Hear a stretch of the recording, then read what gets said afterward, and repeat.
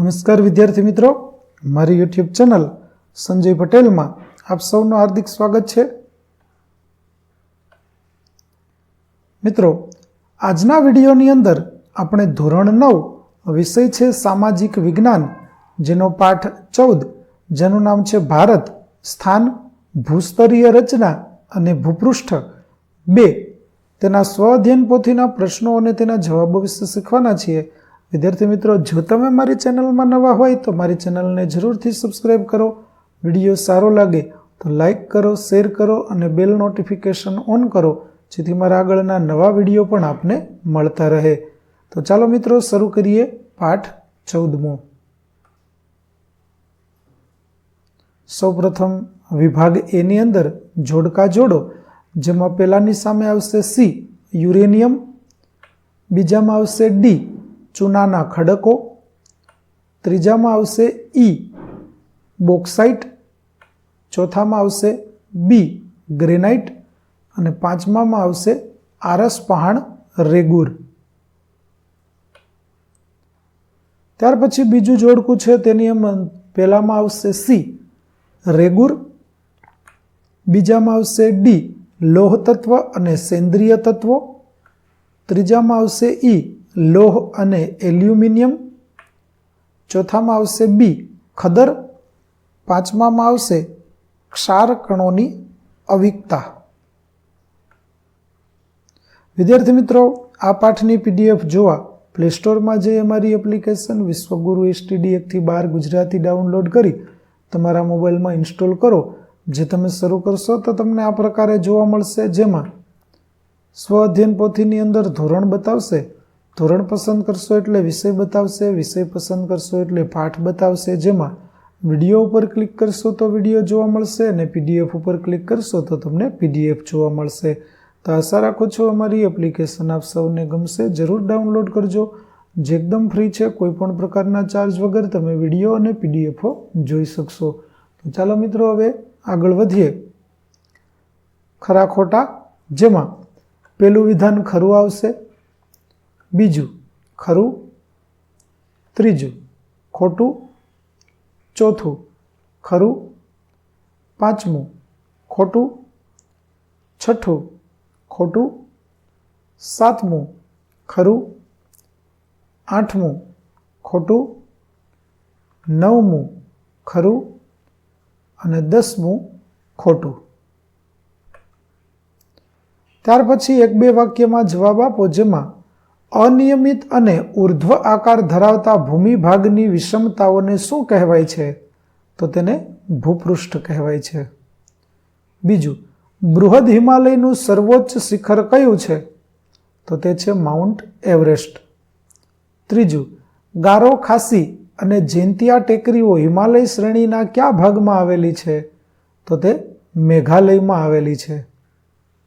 ચોથું, અરવલ્લીની ગિરિમાળામાં કયું ગિરિમથક આવેલું છે? માઉન્ટ આબુ। પાંચમું, પડખાવ જમીનનું બીજું નામ શું છે? તો તે છે લેટેરાઇટ જમીન। ત્યાર પછી યોગ્ય વિકલ્પ પસંદ કરી ખાલી જગ્યા પૂરો, જેમાં પહેલું છે તેની અંદર જવાબ આવશે એ બૃહદ। ભારતનું સર્વોચ્ચ શિખર ખાલી જગ્યા છે, તેમાં જવાબ આવશે K2 એટલે કે માઉન્ટ ગોડવિન ઓસ્ટિન। ત્રીજું, પશ્ચિમના તટીય મેદાનને ગોવાથી દક્ષિણમાં ખાલી જગ્યા કહે છે, તો જવાબ આવશે મલબાર તટ। ચોથું, અરવલ્લી ખાલી જગ્યા પ્રકારનો પર્વત છે, તો જવાબ આવશે બી ગેડ। પાંચમું, બેસાલ્ટ ખાલી જગ્યા પ્રકારનો ખડક છે, તો જવાબ આવશે આગ્નેય। ત્યાર પછી વિભાગ બી, ટૂંકમાં જવાબ આપો, જેમાં પહેલું ખડકોના પ્રકાર જણાવી તેના ઉદાહરણ આપો। તો આગ્નેય ખડક ગ્રેનાઇટ અને બેસાલ્ટ, પ્રસ્તર ખડક ચિરોડી, ચૂનાના ખડક અને કોલસો, અને રૂપાંતરિત ખડક જેમાં આરસ પહાણ અને ક્વાર્ટઝાઇટ। બીજું, ખનિજોનું વર્ગીકરણ કરી તેના ઉદાહરણ આપો। તો ધાતુમય ખનિજની અંદર કિંમતી ખનિજમાં સોનું, ચાંદી અને પ્લેટિનમ, હલકી ધાતુમાં બોક્સાઇટ અને મેગ્નેશિયમ, સામાન્ય ધાતુમાં લોખંડ, તાંબુ અને સીસુ, જ્યારે મિશ્ર ધાતુમાં ક્રોમિયમ અને મેંગેનીઝ। ત્યાર પછી અધાતુની અંદર ચૂનો, ચોક, એસ્બેસ્ટોસ, અબરખ, ફ્લોરસ્પાર અને જીપ્સમ. જ્યારે સંચાલન શક્તિ માટે ઉપયોગમાં લેવાતા ખનિજોમાં કોલસો, ખનિજ તેલ, કુદરતી વાયુ, યુરેનિયમ અને થોરિયમ. ત્રીજું, રૂપાંતરિત ખડકો એટલે શું, તેના ઉદાહરણ આપો. તો ઊંચું તાપમાન અને ખડક સ્તરોનું વધુ દબાણ આ બે મુખ્ય પરિબળોની સંયુક્ત અસરને લીધે આગ્નેય અને પ્રસ્તર ખડકો તદ્દન નવું સ્વરૂપ ધારણ કરે છે. આ રીતે નવા રચાતા ખડકોને રૂપાંતરિત ખડકો કહે છે. ઉદાહરણ તરીકે આરસપહાણ અને ક્વાર્ટઝાઇટ. ચોથો પ્રશ્ન, મધ્ય હિમાલયમાં આવેલા યાત્રાધામ તથા ગિરિમથકોના નામ આપો. તો મધ્ય હિમાલયમાં આવેલા યાત્રાધામમાં ગંગોત્રી, યમુનોત્રી, બદ્રીનાથ, કેદારનાથ અને હેમકુંડ સાહિબ. જ્યારે મધ્ય હિમાલયમાં આવેલા ગિરિમથકોમાં ડેલહાઉસી, ધર્મશાળા, શિમલા, મસૂરી, રાનીખેત, નૈનીતાલ, દાર્જિલિંગ વગેરે. ત્યાર પછી ટૂંકમાં સમજાવો. પેલું છે આગ્નેય ખડકો. તો પૃથ્વીના મેન્ટલમાંથી પોપડામાં આવેલો મેગ્મા અથવા લાવારસ પોપડામાં જ અથવા તેની સપાટી પર ઠરી જતા તેમાંથી રચાતો ખડક આગ્નેય ખડક કહેવાય છે. ગ્રેનાઇટ અને બેસાલ્ટ આગ્નેય ખડકના ઉદાહરણો છે. બીજું, પ્રસ્તર ખડકો. તો ધોવાણ અને ખવાણના પરિબળોના નિક્ષેપણ કાર્યથી મહાસાગર, સમુદ્ર કે સરોવર જેવા જળાશયોના તળિયે નિક્ષિપ્ત દ્રવ્યોની જમાવટથી બનતા ખડકોને પ્રસ્તર અથવા નિક્ષેપકૃત ખડકો કહે છે. ત્યાર પછી રાતી જમીન. તો આગ્નેય અને રૂપાંતરિત ખડકો ધરાવતા ક્ષેત્રોમાં રાતી જમીન આવેલી છે. લોહ તત્વ અને અન્ય સેન્દ્રિય તત્વોને લીધે આ જમીનનો રંગ રાતો દેખાય છે. આ જમીન પ્રમાણમાં છિદ્રાળુ અને ઉપજાઉ હોય છે.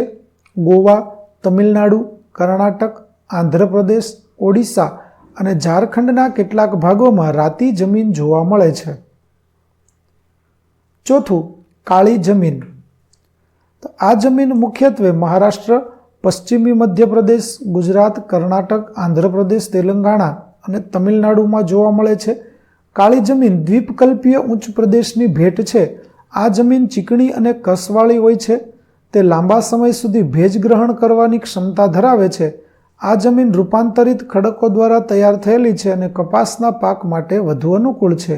તેથી જ તો તે કપાસની કાળી જમીન તરીકે જાણીતી બની છે. આ જમીન રેગુર નામે પણ ઓળખાય છે. ત્યાર પછી પાંચમું, રણ પ્રકારની જમીન. તો આ જમીન ભારતના શુષ્ક અને અર્ધશુષ્ક વિસ્તારો ગુજરાત, રાજસ્થાન, પંજાબ અને હરિયાણામાં મુખ્યત્વે આ જમીન જોવા મળે છે. ક્ષાર કણોની અધિકતા અને જૈવિક પદાર્થોની ઓછપ જોવા મળે છે. સિંચાઈની સગવડથી આ જમીનમાં ખેતી શક્ય બની છે. ત્યાર પછી વિભાગ સી, ઉત્તર ભારતના વિશાળ મેદાની પ્રદેશ વિશે વિગતે સમજાવો. તો ઉત્તર ભારતના મેદાની પ્રદેશ વિશે વિદ્યાર્થી મિત્રો આપણને અહીં માહિતી આપવામાં આવેલી છે, જે તમે અહીંથી જોઈ અને લખી શકશો.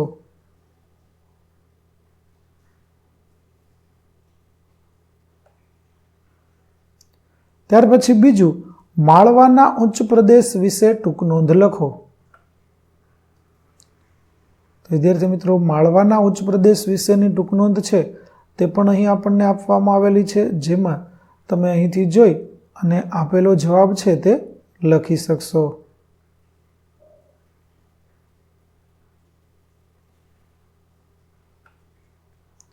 ત્યાર પછી ત્રીજું છે ભારતના દ્વીપ સમૂહો વિશે ટૂંક નોંધ લખો. તો ભારતના 2 દ્વીપ સમૂહો ધરાવે છે, જેમાં લક્ષદ્વીપ ટાપુઓ અને અંદમાન તથા નિકોબાર ટાપુઓ. આ બંને ટાપુઓ વિશેની વિગતવાર માહિતી વિદ્યાર્થી મિત્રો આપણને અહીં આપવામાં આવેલી છે, જે તમે જોઈ અને લખી શકશો.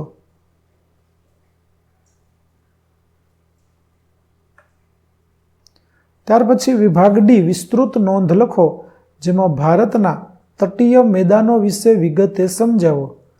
તો ભારતના જે તટીય મેદાનો છે તે પૂર્વ અને પશ્ચિમ કિનારે ફેલાયેલા છે તે તમે અહીં જોઈ શકો છો. વિગતવાર માહિતી છે તે આપણને અહીં આપવામાં આવેલી છે.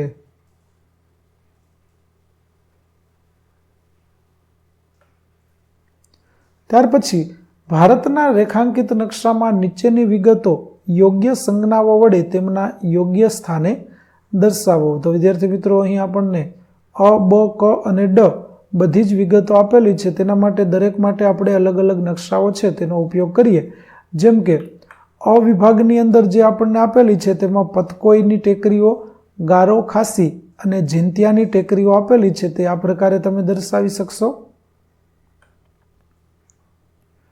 બીજાની અંદર ભારતીય મહામરુસ્થળ મલબાર અને કોરોમાંડલ તટ છે તે બતાવવાનો છે, તો આપણે તે આ રીતે બતાવશું. ત્રીજાની અંદર શિવાલિક પર્વત શ્રેણી, અરવલ્લી પર્વત શ્રેણી, માળવાનો ઉચ્ચ પ્રદેશ અને પશ્ચિમ ઘાટ દર્શાવવાના છે, તો તે આપણે આ પ્રકારે દર્શાવશું. ચોથાની અંદર કાળી જમીન, પડખાવ જમીન અને રાતી જમીન દર્શાવવાની છે, તો તે આપણે આ પ્રકારે દર્શાવીશું. ત્યાર પછી નીચેના કોષ્ટકમાં જમીનના પ્રકારની સામે માગ્યા મુજબની વિગતો પાઠ્યપુસ્તકમાંથી શોધીને લખો. જેમ કે જમીન અને કયા રાજ્યમાં આવેલી છે અને તેની લાક્ષણિકતાઓ શું છે, તો કાંપની જમીન, કાળી જમીન, રાતી જમીન, પડખાવ, પર્વતીય અને રણ પ્રકારની જમીન વિશેની માહિતી છે તે આપણને અહીં આપેલી છે.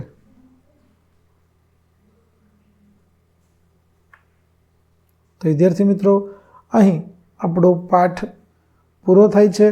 આગળના પાઠનો વિડીયો મેળવવા માટે મારી ચેનલને જરૂરથી સબસ્ક્રાઈબ કરો. તેમજ પીડીએફ જોવા માટે પ્લે સ્ટોરમાંથી અમારી એપ્લિકેશન વિશ્વગુરુ એસટીડી 1 થી 12 ગુજરાતી ડાઉનલોડ કરો, જેમાં આપણે ધોરણ 10 તમામ વિષયના સ્વાધ્યાય સોલ્યુશન, સ્વાધ્યાય પોથી સોલ્યુશનના વિડીયો અને પીડીએફ મળી રહેશે, જે એકદમ ફ્રી છે. કોઈપણ પ્રકારના ચાર્જ વગર તમે વિડીયો અને પીડીએફ બંને જોઈ શકશો. તો આશા રાખો અમારી એપ્લિકેશન પણ આપને ગમશે. જરૂર ડાઉનલોડ કરજો. ફરી મળીશું નવા વિડીયો સાથે. ત્યાં સુધી આવજો.